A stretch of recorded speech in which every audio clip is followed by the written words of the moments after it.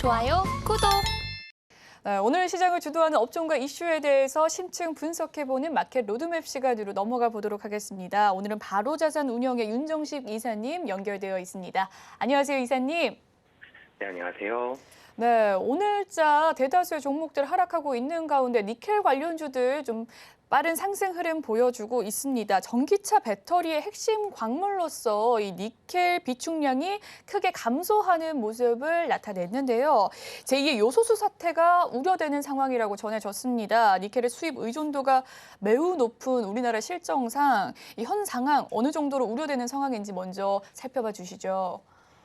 네, 이 니켈이란 광물이 물론 이전에도 중요한 광물이었지만 시장에서 크게 주목을 굉장히 많이 받지는 못했죠. 그냥 니켈과 코발트 이런 세트로 해서 우리한테 필요한 희소성 있는 그런 광물 중에 하나다. 이 정도로만 우리한테 중요한 정도. 그리고 좀 다가왔었는데 이 배터리에 대한 이 생산 그리고 판매, 이 제조 이런 부분들이 많이 늘어나면서 니켈이라는 이 광물에 대한 이런 이 중요도가 많이 올라가고 있는 그런 상황입니다.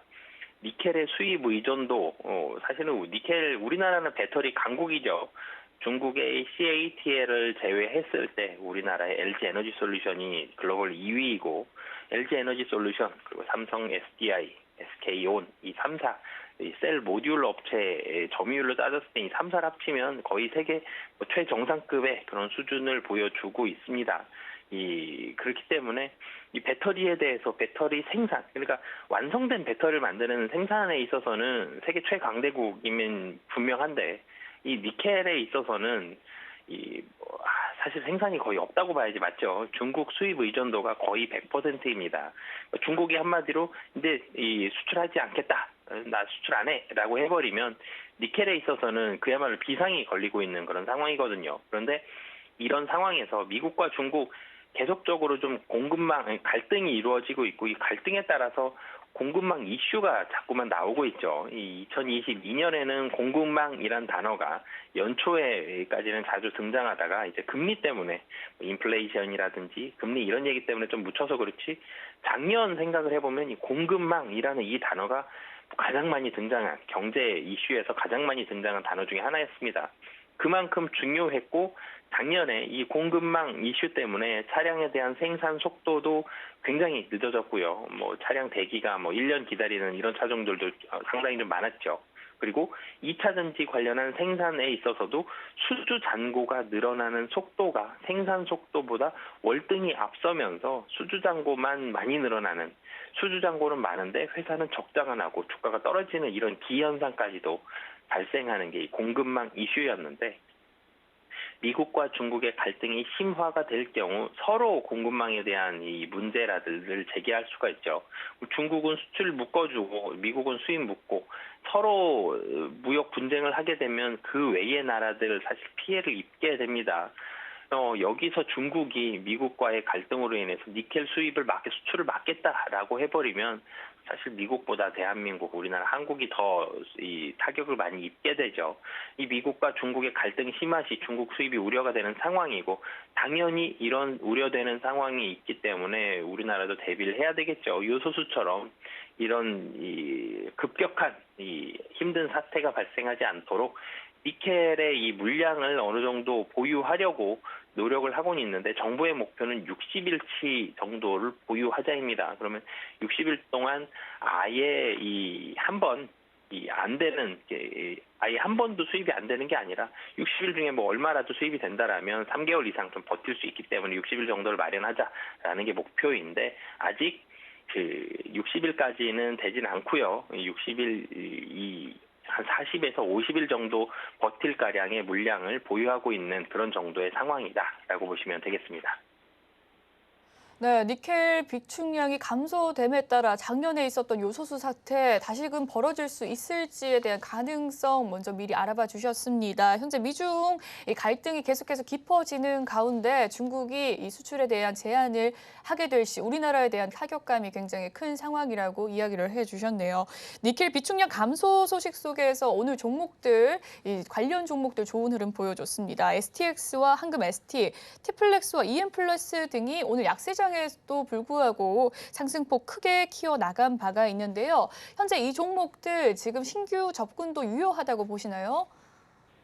네, 오늘 시장 안 좋음에도 불구하고 좀 전에 말씀 주셨던 이 니켈 관련주들 상승폭이 상당히 좀 좋습니다. 뭐 상한가 종목도 있고요. 대체적으로 큰 폭으로 상승하고 있는데요. 시장 뭐 굉장히 거의 폭락에 가까운 수준으로 하락하고 있는데 반해서 굉장히 큰 폭으로 상승을 하고 있는데 단기적으로 뭐 거래량 많이 늘었고 거래량 뭐 큰 폭으로 늘었고 양봉 내고 이런 부분들 뭐 좋은 흐름은 맞습니다만 오늘 사실은 이 이슈는 아직까지는 좀 단기적으로 그칠 가능성이 좀 높아 보입니다. 지분가치 부각이나 아니면 관련된 이 기업이 자회사, 종속회사를 가지고 있다든지 이런 부분들은 호재긴 하지만 이렇게 주가가 막 상한가 가고 이렇게 급등할 만큼 이렇게 아직까지는 확인해야 될 상황들이 좀 많거든요. 그렇기 때문에 단기적으로는 좀 이 단기적인 이슈로 끝날 가능성이 좀 높다라고 보여지고요. 시장이 굉장히 안 좋을 때에는 이런 테마주가 사실은 좀 필요한 상황이고요. 살 종목이 없기 때문에. 그런데 이 테마주로 굉장히 많은 자금이 쏠리는데 이게 또 금방 끝날 가능성이 좀 높죠. 그렇기 때문에 관련주에 대한 흐름들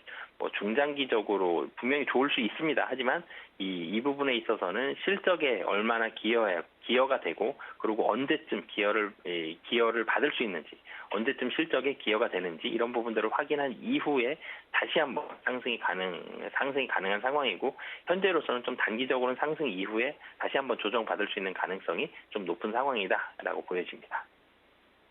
네, 니켈 관련주들 오늘 강세 흐름 보여주고 있는 가운데 주요 흐름과 신규 접근에 대한 이야기 제시해 주셨습니다. 아무래도 이 실적 위주가 아닌 단기적인 흐름인 만큼 실적에 대한 이 기반도 탄탄하게 좀 확인해 봐야 된다라는 이야기 해 주셨습니다. 특히 STX는 주요 계열사죠. 국내 최초로 액화수소용 밸브 개발 소식이 전해지면서 오늘 장중에 상한가 바로 직행을 하기도 했었습니다. STS는 또 세계 3대 니켈 광산 중 하나로 또 지분을 보유하기도 했었는데요. 향후 이 기업의 성장성은 어떻게 보시나요? 이 니켈 대란 속에서 주도주로 계속해서 올라갈 수 있는 종목이라고 보십니까?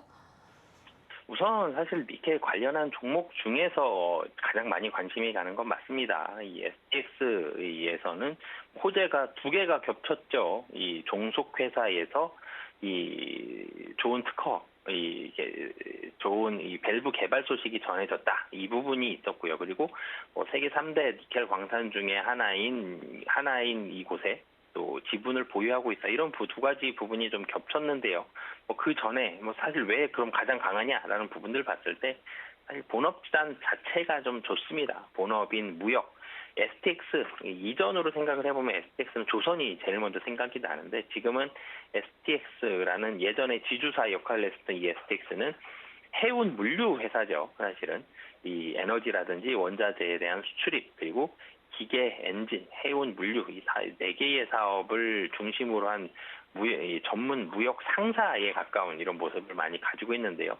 근데 이 본업인 무역이 원자재 가격 급등으로 인해서 원자재 수출입업 그리고 에너지 부문의 실적이 상당히 좀 개선이 되면서 2022년 1분기부터 실적 굉장히 좀 좋아졌거든요. 이런 부분들이 시장에서 안 그래도 좋아지는 상황인데 이런 테마들도 같이 좀 묶이면서 호재가 겹치면서 이 주가가 큰 폭으로 좀 상승을 했다라고 보시면 되겠습니다. 이 니켈 관련 종목들은 좀 전에도 말씀을 드렸지만 호재가 될 가능성은 있죠. 니켈에 대한 가격 자체가 올라갈 수도 있고 니켈의 수급이 어려워진다라면 저희 요소도 가격이 굉장히 많이 올라갔었기 때문에 니켈 가격 안 그래도 좋은 가격 수준인데 여기서 더 많이 올라간다. 그러면 니켈 광산에 대한 지분을 보유하고 있다라면 그 광산에서의 판매되는 니켈 가격이 올라갈 거고 그럼 광산에서 이익단이 좋아지고 그럼 그 이익에 있어서의 지분 가치 올라가고요. 이런 부분들이 복합적으로 다 겹칠 수가 있는데 제가 좀 전에도 말씀을 드렸죠. 실적에 있어서의 확인이 좀 더 필요하다라고 말씀을 드렸고요. 근데 STX 같은 경우는 본업이 좋아지고 있습니다. 최근에 제가 자꾸 실적 말씀을 드리는 이유가 시장이 굉장히 보수적으로 좀 좋지 않은 그런 상황들로 많이 바뀌어 있죠.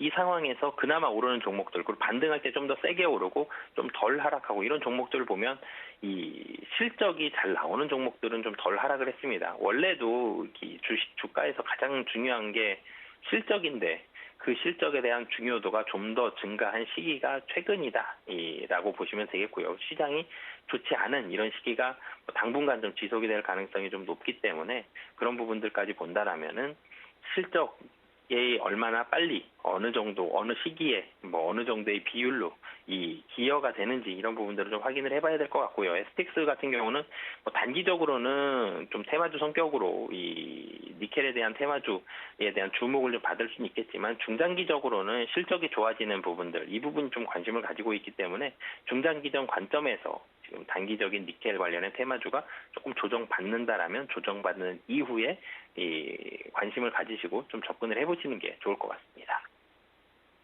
네, STS가 니켈의 주도주로 좀 성장할 수 있을지 여부에 대해서 질문에 대답을 해주셨습니다. 중장기적인 관점으로서 실적이 좀 기반이 돼야겠지만 조정 시에 분할 매수로 접근하는 것 괜찮다라는 말씀 덧붙여 주셨습니다. 배터리의 필수 원료인 니켈 속에서 이 제2의 요소수 악몽이 좀 재현되지 않을까 우려가 되고 있습니다. 니켈 부족 사태 속에서 이 공급망 갈등이 심화될 경우 이 전기차 업체에는 어떤 영향을 미치게 될까요?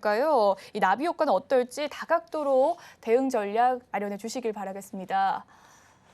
이 원자재에 대한 제가 공급망 얘기를 조금 드렸었는데 공급망이 문제가 될 경우 배터리를 만들어내는데 차질이 생길 수밖에 없습니다. 지금 니켈은 필수 원료이거든요. 굉장히 대규모의 금속이 들어간다라기보다는 없어서는 안 될 그 금속이기 때문에 이런 부분들을 본다라면은 분명히 필수적인 상황은 맞는데 국내 업체들 안 그래도 작년에 이 원자재 대란으로 인해서 생산에 대한 속도가 크게 차질을 받았습니다. 생산 속도가 수주 잔고를 따라가지 못함으로써 주가의 조정도 작년에 좀 같이 오는 그런 모습을 보여줬는데 작년 하반기부터 조금씩 나아지고 있죠. 차량의 생산도 마찬가지입니다. 이런 원자재 대란 속에서 공급망 이슈 속에서 이런 모습들이 해결이 되어가는 이런 모습들이 있으면서 2차 전지, 자동차 이런 종목들에 대한 주가가 조금씩 올라가고 있는 그런 모습들을 보여줬는데 다시 한번 이 니켈에 있어서의 차질, 공급망에 대한 이슈, 차질이 길어진다라면 좀 단기적으로 그칠 경우에는 괜찮을 것 같은데 만약에 이 미국과 중국의 갈등이 길어지고 공급망에 대한 이슈가 길어진다라면 분명히 이 생산 속도 그리고 수주, 잔고 이런 부분에 있어서는 영향을 받을 거거든요. 그렇게 될 경우 이 전기차 업체 전반에 당연히 실적적인 면도 영향을 미치겠지만 최근에 그나마 좀 좋은 섹터가 전기차죠. 대부분의 섹터가 좀 조정 많이 받고 있는데 전기차 같은 경우는 기업의 컨센서스, 하반기 컨센서스도 줄어들지 않고 유지하거나 좀 늘어나고 그리고 주가도 그만큼 좋은 모습들 많이 보여주고 있는데 그런 주가에 대한 모습들, 하반기 컨센서스에 대한 모습들 이런 부분들, 전망들이 좀 깨질 가능성들이 있습니다. 그렇기 때문에 이 원자재에 대한 이슈가 재부각될 경우에는 전기차 업체들, 특히 이 셀 업체들, 이 LG에너지솔루션이나 삼성 SDI 같은 셀 업체들에도 타격은 좀 불가피하다. 하지만 단기적으로는 좀 괜찮을 것 같은데 이게 길어질 때에는 이 타격은 좀 불가피한 상황이다라고 보시면 되겠습니다. 네, 이 니켈에 대한 공급 측면에서 단기적으로는 큰 문제 없겠지만 장기적으로 넘어갈 시 미중 갈등이 부각될 시 원자재 이슈가 재부각되면서 전기차 관련 업체들 특히나 또 셀업체가 타격이 불가피하다라는 소식까지 전해주셨습니다. 국내 증시 오늘 좀 검은 월요일 보내고 있습니다. 하락 출발 후 계속해서 저점을 깨가고 있는 상황인데요. 오늘 특히나 또 2차 전지 관련주 약세를 보이고 있는 가운데 니켈 관련주의 강세 지속 가능성에 대해서 좀 궁금한 상황입니다. 이번 사태에 따른 투자 전략 어떻게 세워보면 좋을까요? 네, 니켈 관련주 오늘은 굉장히 좀 강한 그런 모습을 보여주고 있습니다만 말씀드렸던 것처럼 니켈 관련주의 이런 사태로 인한 실적에 대한 유효성 그리고 지속성 여부가 확인이 좀 필요한 상황입니다. 굉장히 크게 이슈를 받았습니다. 근데 실적에 있어서는 뭐 3년 뒤에, 5년 뒤에 유효성이라든지 아니면 영향을 받을 수 있다, 호재가 미쳐진다 이러면 사실 영향이 없죠. 근데 뭐 한 달 뒤에, 3달 뒤에 이렇게 영향을 받고 굉장히 큰 폭으로 기여를 할 수 있다. 이렇게 된다라면, 이런 분석이 가능하다라면은 뭐 주가는 계속적으로 좀 좋을 가능성이 있기 때문에 실적에 대한 유효성 확인이 첫 번째로는 좀 필요하다라고 보여지고요. 그리고 두 번째로는 이 실적을 확인한 이후에 주가의 반등이 사실 나올 가능성이 높습니다. 단기적으로는 하루나 이틀 정도 이후에 어느 정도의 차익 실현 매물은 나올 것으로 보여지거든요. 그 차익 실현 매물 이후에 추가적으로 상승이 가능한지 여부는 실적을 확인을 해야지 가능하다라고 보여지고요. 그리고 2차 전지주를 좀 봤을 때 제가 그나마 분위기가 좋은 게 2차 전지다라고 말씀을 드렸는데, 시장 이렇게 많이 빠지면 지금 코스피 3% 하락했고요. 코스닥 4.86% 하락을 했습니다. 코스피 2,300을 훌쩍 깨서 이제 2,200에 가까워지고 있는 상황이고, 코스닥은 지금 2020년 이후에 700선을 처음으로 깼거든요. 굉장히 시장 좋지 않은 상황인데, 이런 시장이 좋지 않은 상황이면 대형주들 사실 답이 없습니다. 다 하락을 할 수밖에 없는데요. 시장의 조정이 마무리가 된다라면 오늘 같은 경우 뭐 2차 전지 관련주들 하락을 하고는 있지만, 이 실적에 대한 부분들, 그리고 향후 전망에 대한 부분들, 이런 부분들 봤을 때 2차 전지 최근의 분위기가, 시장이 뭐 오늘은 큰 폭으로 하락하지만 전체적으로도 조정 분위기였죠. 이런 조정 분위기에서도 2차 전지 관련한 종목들은 분위기가 괜찮았었기 때문에, 시장의 조정이 어느 정도만 마무리되면 2차 전지 관련주는 다시 한번 재반등에 대한 가능성이 좀 높다라고 보여집니다. 좋아요, 구독!